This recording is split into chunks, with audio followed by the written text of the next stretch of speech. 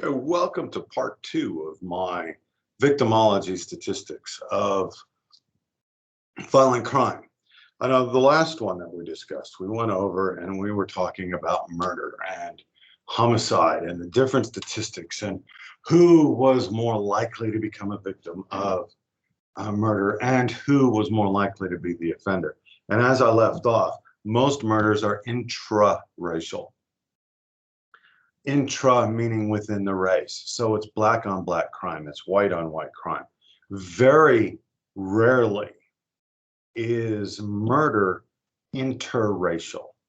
Okay, and I know that's not going to come off as very nice or polite, and it doesn't support the narrative that you're going to hear on YouTube or on the mainstream media or anything like that. Oh, by the way, if you are watching this on YouTube, don't forget to like and subscribe. And if you have any comments to make, you can make them below. Here in Canvas, you can put them below. Here in the announcement or on YouTube, you can make your comments below. I do my best to respond within 24 to 48 hours to any questions that you have. So children between the ages of 9 and 12 are the least likely to become victims of homicide. Okay. The risk rises as children age through adolescence and their teenage years to a peak, and they peak between 20 and 24. And then once they hit 20 to 24, well, once they hit 24, that risk starts dropping significantly and quickly. 62% of all people that are killed or murdered inside the United States are between the ages of 16 and 40. 78% of those murders are committed by non-strangers. Okay, meaning only 22% of homicides are committed by strangers. Everybody else, they know or they're acquainted with their murderer. Right? We're not going to be talking. We're not talking about the active shooters and the mass murderers who go into a school and start shooting things up, or they go, like here in Odessa, a couple of years ago, there was a guy that drove up and down the main street here in Odessa and just shooting people as he drove down the street. We're not talking about those kinds of murders. We're talking about your typical everyday murder. Like murder is an everyday thing. Well, it is an everyday thing. But for the most part, murder, if you're going to be murdered in your lifetime, if you're going to come to your life is going to come to a drastic, violent end, 78 times out of 100, 8 times out of 10, that offender, that person that kills you, is going to be somebody that knows you. Okay, so let's move on to aggravated assault. Inside the United States, there are 230 aggravated assaults per 100,000 people. Okay, this is the lowest it's been in 40 years. The rate of aggravated assault is going down, and it is plummeting down. I have a theory on that. I believe that aggravated assault and assault can be associated with wealth and with poverty. As the poverty levels increase, so will the advent of aggravated assault. As the society and the community starts creating and starts having and building more wealth, they're less likely to get into an aggravated assault situation. Between 2000 and 2013, there were 160 active shooters, like I was stating. Of those 160 active shooters, or during those active shooting events, those mass murder events, there were 1,043 casualties.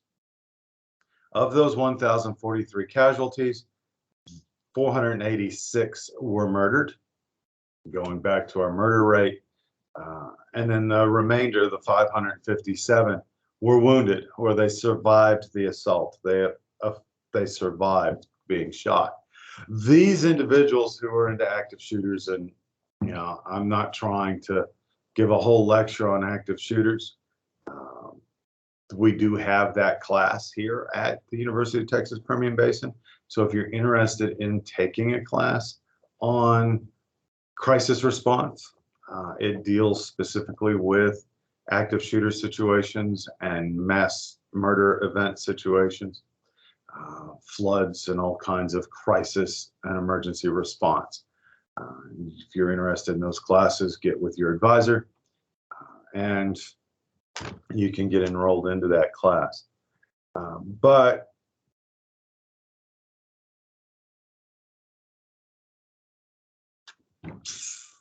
active shooters, in my opinion, granted, there's always an exception, and I'm sure you guys can come up with an exception, and Dylan Wolf is one of those exceptions. And that is that most mass murder active shooter situations is a suicide attempt. These individuals are upset, they're angry, they are not interested in living any longer, and they just want to die.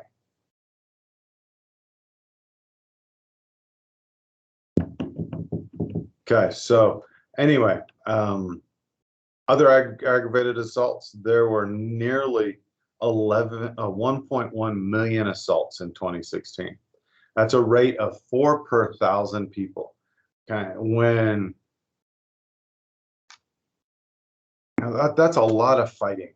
And we find that you're twice as likely to be involved in aggravated assault and assault living in the inner city as opposed to living in rural America. We're going to go back to Burgess and Park and Shaw and McKay. And this idea of concentric zones. And 96% of all criminality occurs in the inner city. And assaults doesn't change that. The inner city is predominantly known for its high rates of poverty, its high rates of unemployment. And when people are poor and unemployed and they have no hope for the future, they tend to lash out. Males are more likely than females to suffer an attack or be involved in an assault. The rate is 4.1 per 1,000 males, boys and men. The rate is 3.8 per 1,000 girls and women. There is no research, there is no evidence that shows, there's no tracking of the non-binary genders. The only people that get attacked, according to the research, are women and men, males and females. Nobody else gets attacked. Nobody else gets murdered, just men, males and females. Basing and looking at assault based on race, we find that those numbers are relatively equal. 3.7 out of 1,000 whites and 3.8 out of 1,000 blacks are assaulted. We break that down into the ethnicity of Hispanic. We'll find that the Hispanics are the most likely to be involved in aggravated assault or assault situations. That rate is 5 per 1,000 Hispanics are going to be involved in some kind of physical altercation. Age, looking at age, we find that young adults have the greatest rates. Between 20 and 24 years of age, it's 7.2. And all of these numbers are per 1,000 population. If you are 25 to 34, it's also 7.2. And 50 to 64, that's my age group, is 2.9 per 1,000. And then if you're over 65, it ends up you end up being it's less than one person per 1,000 are involved in aggravated assault or assault situations. Marital status seems to also be important. Married persons are at the lowest rates. Um, if you're which is in the fours, 4.2. If you've never been married, that rate is 5.9. And if you have been married and divorced, that rate is 6.7. And I have a lecture on domestic violence. And domestic violence is,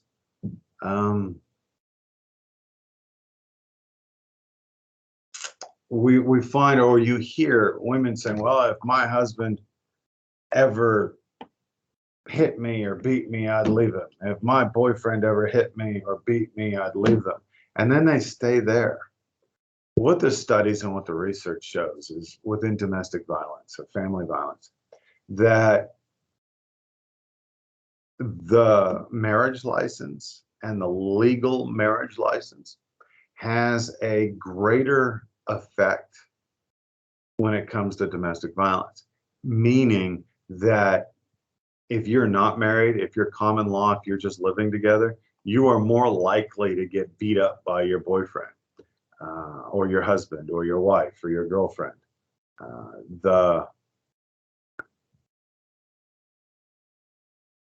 It's just the way that it is. The bounds of matrimony tend to, according to the research, tend to show that there is less instances of domestic violence when there is marriage vows that have been exchanged. Social class. The lower the household income, the greater amounts of assault. If you're making less than $15,000 a year, and there are a lot of people out there making less than $15,000 a year, you are 7.6 per 1,000. If you're making over $75,000 a year, you're at 3 per.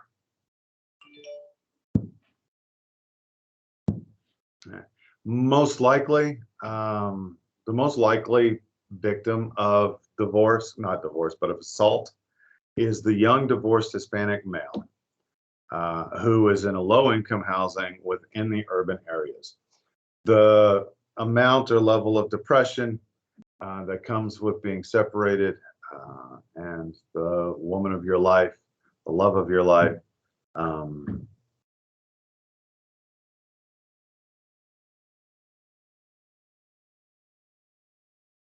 leaving you puts you into a state to where you're drinking, then you get angry, you get mad, you get into fighting, and you become a victim of aggravated assault. The lowest chance of becoming a victim of domestic violence is the elderly, married, middle-class white woman living in a rural area. So that's just what the statistics are showing us. Robberies are usually completed by strangers that are on the prowl. These bandits have always been more interesting than the victims. We've always looked at these highwaymen, and glamorized and glamorized.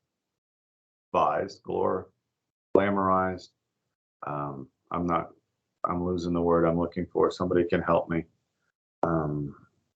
downstairs in the comments. So, we've got movies about Robin Hood. Johnny Depp did a whole series about pirates.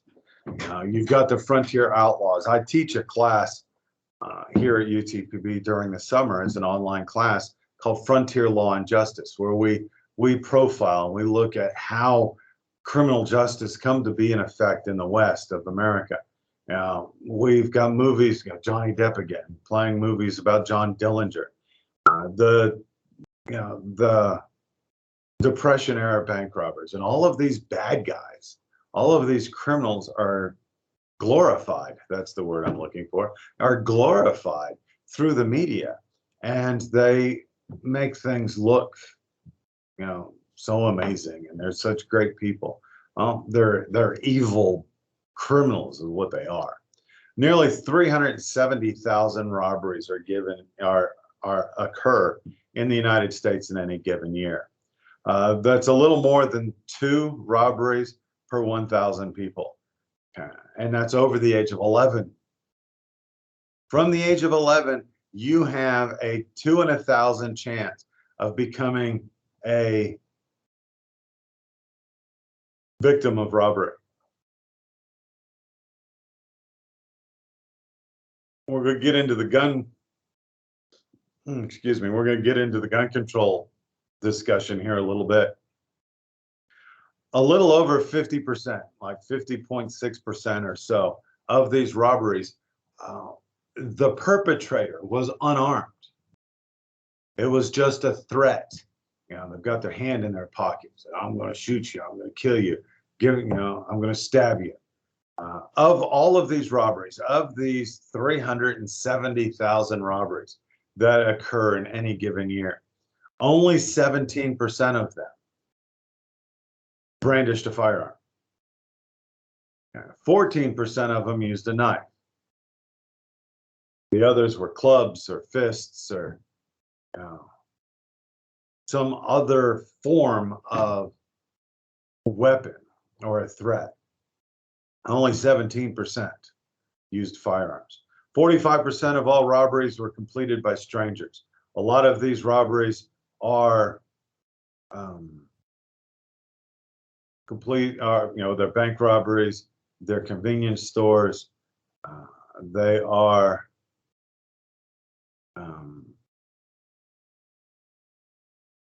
carjackings, things such as that. 17% of the robberies are exclusively female victims, and they are robbed or stolen by their intimate partners. 11% of robberies are committed by relatives, and 22% of the people that are robbed know their perpetrator. A scary thing, and I know a few of you in the discussions talked about the dark figure of crime. And how we find this dark figure of crime is by using the Uniform Crime Report, which is the official report of crimes reported to the police, and the National Crime Victimization Survey, which is a survey of the people. And if you compare the results of robbery from the UCR and the NCVS, we're going to find that only 67% of all robberies are even reported to the police.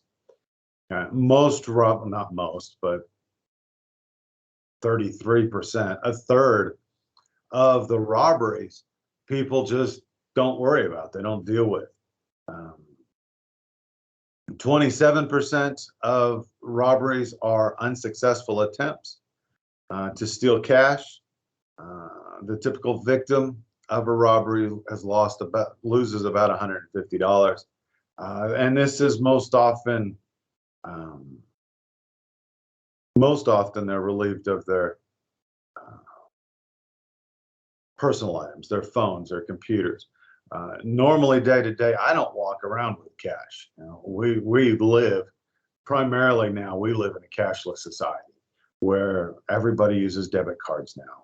Even the soda machine down, the vending machines down the hall take your debit card. The laundromats use debit cards. It's just we're moving more and more into a digitized money. So people are losing their credit cards. They're losing their debit cards. People are stealing their PIN numbers. They're stealing their phones. This stupid thing right here. I think it's an 11 plus. There's $1,000. It's a computer. It's $1,000. Okay. When I'm wandering around, I also carry this thing with me. This little laptop. I think it was $500 something. Okay. So there's a lot of value that people carry with them now. That's not necessarily money. So when they get robbed, they find themselves losing their things, losing their jewelry, losing their phones, their computers, um, their credit cards and their ATM cards and debit cards and all of those fun things. Most items are never recovered. Okay, let me rephrase that. Most items that are stolen are never recovered. It's like the murder rates in the last video that we were talking about. Most murders are never solved. This brings up a great question. Why? I know I'm about to destroy my own career field. Why in the world do we have policing? Why do we have law enforcement if most murderers get away free, most robbers get away free? What do we have the cops for? That's a question. Answer the question down below. Good discussion question. 8% of the robbery victims have incurred some kind of medical expenses. Now, research shows that there has been a steady decline in robbery since 1992. Again, this is another crime that is decreasing and has been steadily decreasing since 1992. If you look at all the charts, you look at all the graphs, you'll see that robbery is on the decline. Most, with an 8% medical expenses, that's going to tell you that 92% of the people that are robbed are not injured, because the safest thing to do is to just hand over the stuff and call the cops and let the cops do their report. The largest cities, we find that most robberies occur in the largest cities with a population of over 1 million people. And that is at about 34. Well, in 1995, it was 34 per thousand. Now it's dropped to about 22 per thousand. If you have the textbook, you can go to chart 4.4, which is on page 130 in the textbook. And for those of you who are watching on YouTube, this is the book where I'm getting this information and statistics from.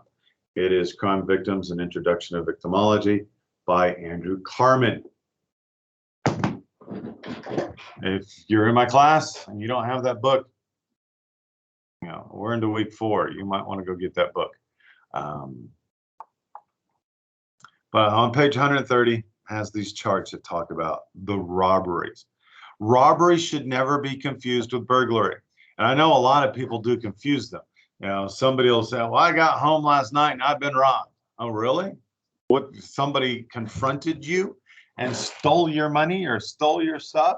And they go, no, my house was broken into and they took all my DVDs. Well, that's not being robbed. That's being burglarized. Burglary has also been trending down since the 1980s. You find that burglaries occur most often in the poverty-stricken homes, which is already suffering. Okay, the low income, less than $15,000 a year, have a burglary rate of 58 per thousand. And that's what really, as opposed to those making over 75,000, which is only half as much. It's a 24 per thousand. And, you're having a hard enough life being poor, being poverty stricken, living in the inner city, dealing with unemployment. And then you get this check from the government and, this earned income credit check, or you get this tax credit, or you get this free money from the government. And you go out and you buy yourself a big screen TV, you buy an Xbox, you buy these things so that you can, feel like you have some kind of worth or value, or I don't know why so many people put stock in big screen TVs. I don't know. So maybe you can watch Tom Brady win the Super Bowl for the 29th time. I don't know, but you go spend instead of investing this money, saving this money, you go buy things that you want. And then your neighbor comes and steals it from you. And then they take it to the pawn shop and they pawn it This is absolutely ridiculous. Racially, burglary victims racially, again, per 1,000, whites are 23, blacks are 32, Asians are 28, Hispanics are 25. We're going to say that's relatively close to the same. Um, it's less than 10 per 1,000 in between the different races. But again, the blacks, the African American population, find themselves on the worst end of the burglary stick. They are victims of burglary more often than all the other races combined, followed closely by Asians, and then Hispanics, and then the whites are at the bottom. And that's per 1,000. So we're not looking at a population disparity because we're only looking at the white population. We're only looking at the black population. We're only looking at the Asian population. We're only looking at the Hispanic population. And within that population, between 23 and 32 per 1,000 inside of that population are victims of burglary. We also find that if it's a larger household, the more kids in the house, the more prone, the more likely you are to become a victim of burglary. I don't know if it's because there's so many people in the house that doors are left unlocked, things are left outside, things are not secured. There's a lot of people to, do the Genovese syndrome. Well, dad's going to take care of that. Mom's going to take care of that. Morgan's responsible for that. So I'm not going to pick that up. I'm not going to worry about that. I'm not going to secure that because that's not my responsibility. And then George Jones comes in his drunken stupor and he steals everything you have. Single occupants are the next likely at 28 per 1,000. And then if there's 2 or 3 people living in the household, it's at 21%. Which is kind of weird. You would think that 2 or 3 people would have a greater occurrence of burglary than a single occupant. It's just strange. Urban dwellers are more likely, 28 out of 1,000. They're not more likely. They are likely at 20 per 1,000. This statistic flips the script. It goes against the narrative and everything that I've been talking about up to this point, where people are victimized more often in the urban and the inner city. We're finding that 35 out of 1,000 rural residents are finding themselves victimized. Suburban areas are 19 out of 1,000, and again, urban dwellers are 28 per 1,000. I think that the suburban areas, and I think the reason why this is so low is because when you get into the suburbs and you get into the suburban areas, they are gated communities. They're communities with a neighborhood watch. There's homeowners associations where there's a whole bunch of rules that you have to follow. And then you get out there in the middle of nowhere and you think that you're out there in the middle of nowhere and your stuff is safe to be sitting in your front yard.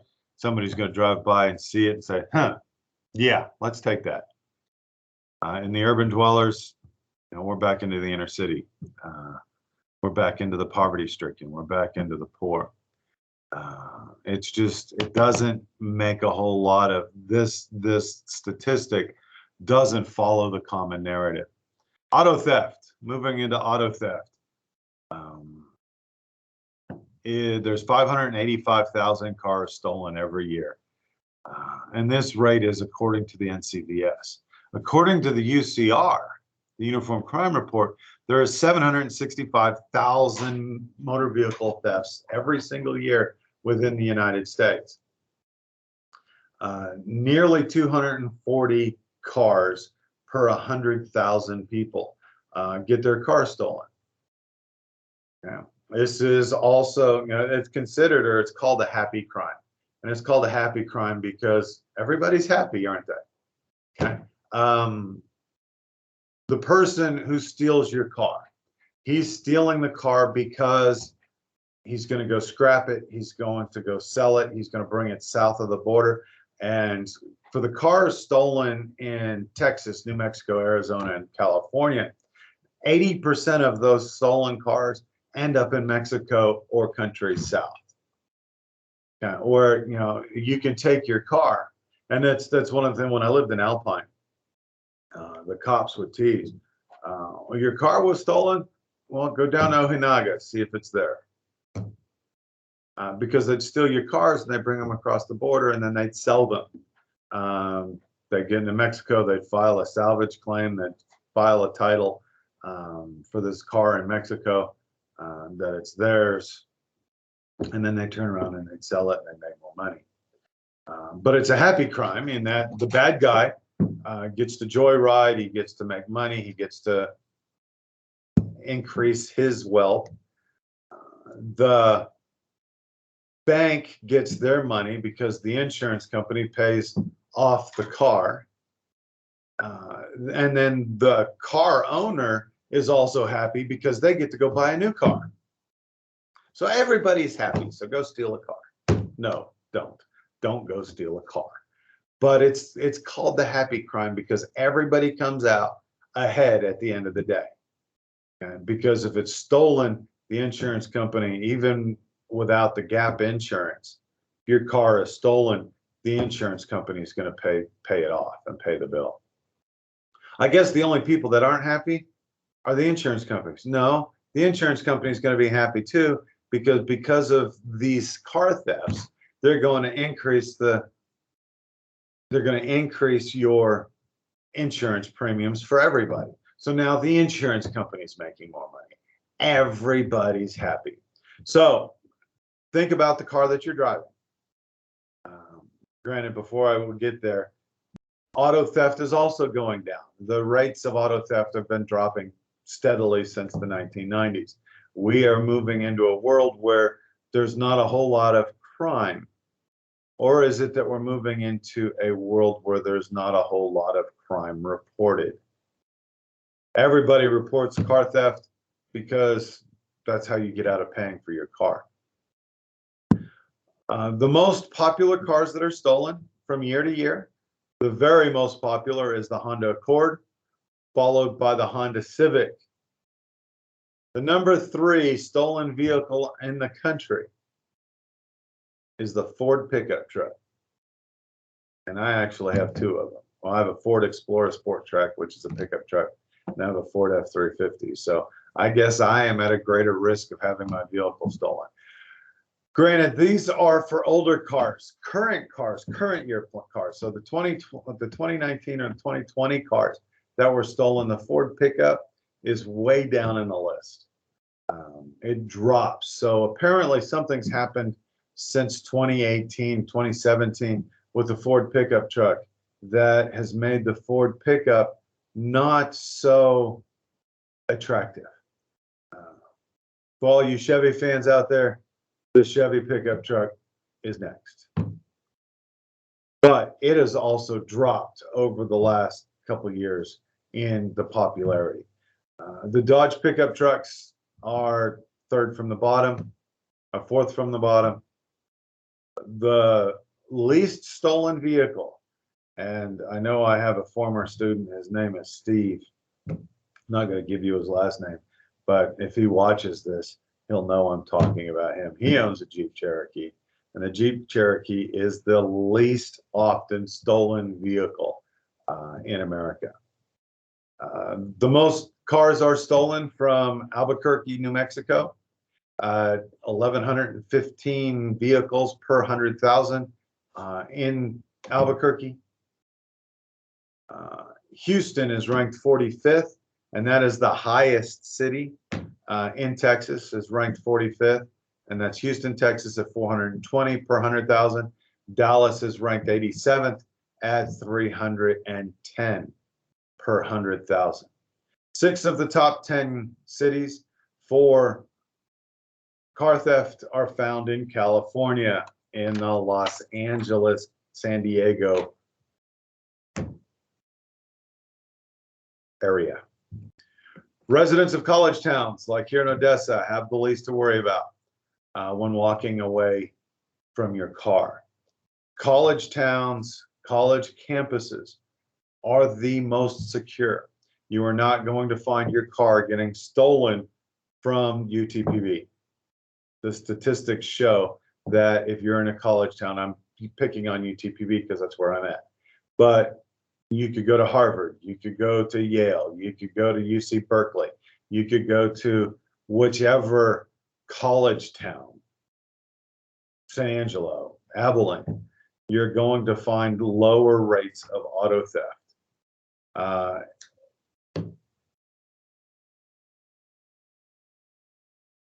It appears to be a rare event in any given year.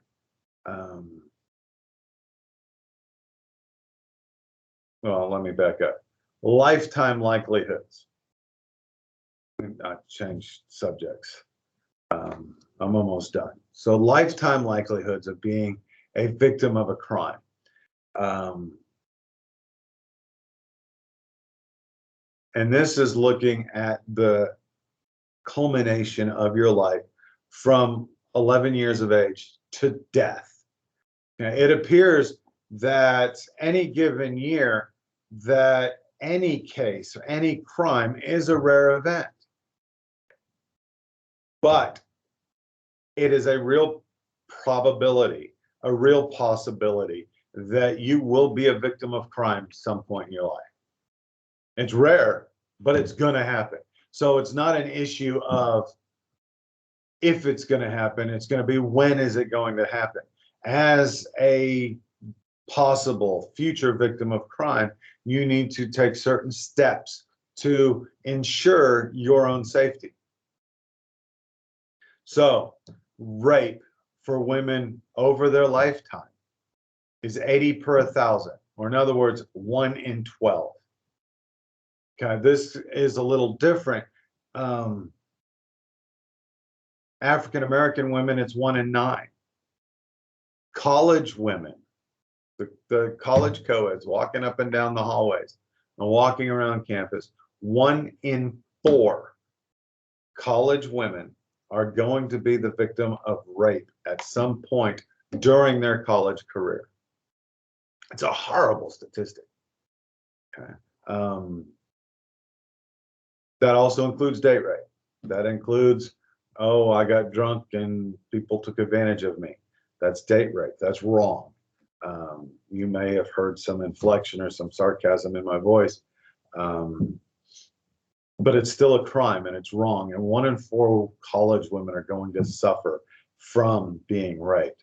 Robbery is, you have a 35% chance to be robbed at least once over your lifetime.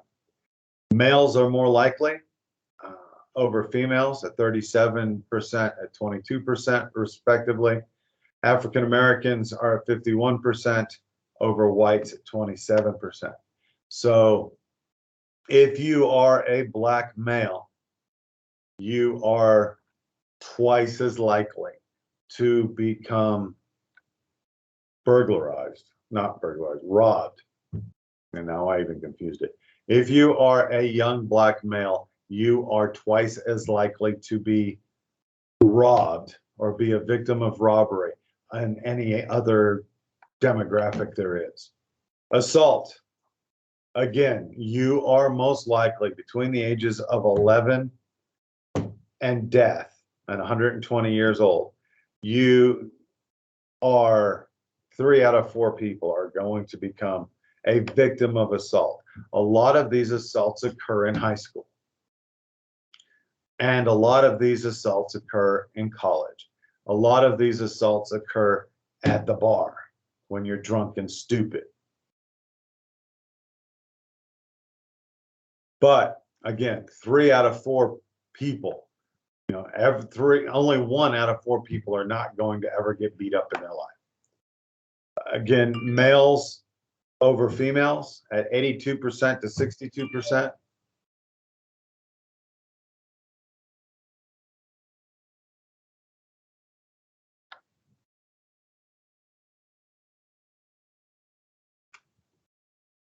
Hold on a second. I'm a little confused. All right, never mind. Whites are just as likely as blacks to become victims. So there is no racial barrier. There is no racial difference. If you are a human being walking around on 2 feet, you are likely to get beat up. Men more likely than women. Burglary. 70% of all families in this country will suffer some form of property loss. 1 out of every 200 Americans will die a violent death. That's a horrible statistic to close out this little discussion with, isn't it? 1 out of 200 people are going to die violently. So just expect it. If you get to live to be 120 years old, cheer, be happy, celebrate every year that you get to wake up, celebrate every birthday that you have, because you have a 1 in 200 chance of being murdered today. That's kind of depressing, isn't it? You have to you have to be careful. You have to be watchful of what you're doing. The risks vary tremendously. Males significantly more at risk than females. Blacks significantly over whites. Hispanics are also at great risk.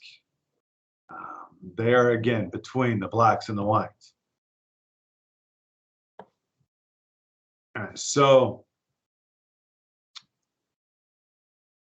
looking at just a general overview of being a victim of crime, whether it's assault, rape, robbery, any of the 8 index crimes, including family violence, or to include family violence, the people at the greatest risk are young black females. They have a rate of 1 per 171 to become a victim of a crime.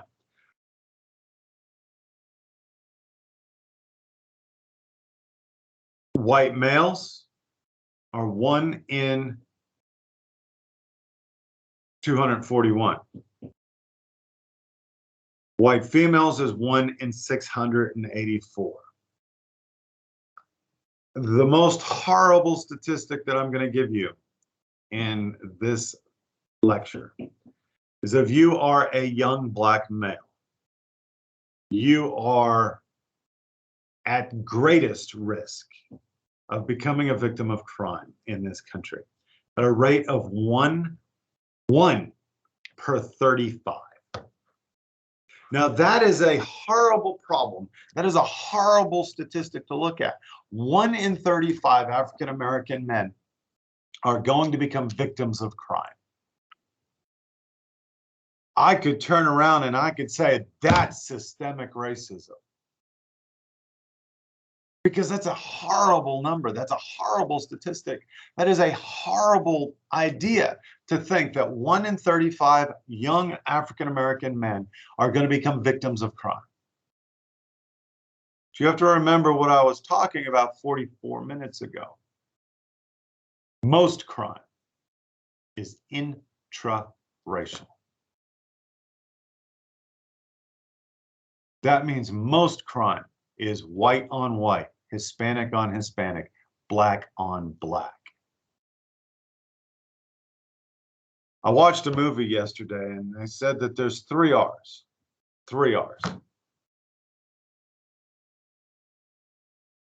The first is you must respect others.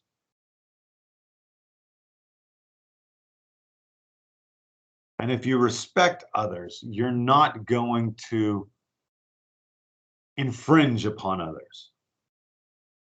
The second is